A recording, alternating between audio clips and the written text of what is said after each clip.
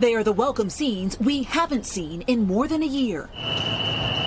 Millions flooding airports around the country, from Chicago to Miami, Newark to Vegas. I forgot to take my belt off and take my phone out of security because I hadn't done it in so long.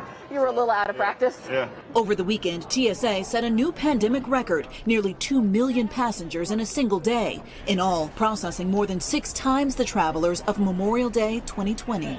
I think everybody's just happy to be moving again a little bit, although still being careful, so it's been nice. Crowds flocking to sunny beaches down south. Around many of the nation's national parks, most hotel rooms are fully booked through Labor Day.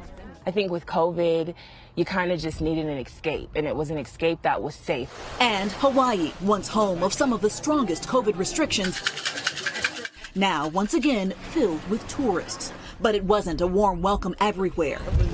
Along the Jersey Shore, businesses and beaches forced to close. From a rained-out Times Square to the wind-whipped Midwest, nasty weather put a damper on many holiday plans.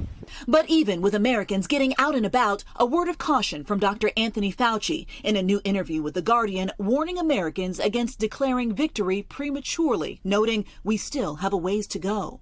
And with more than 40% of the country fully vaccinated, a new Washington Post analysis is revealing troubling data about those who are not, noting that among unvaccinated people, the death rate is roughly the same as it was 2 months ago and is barely inching down. My takeaway is that if you're not vaccinated, at some point you will get infected. That's really how to look at this analysis.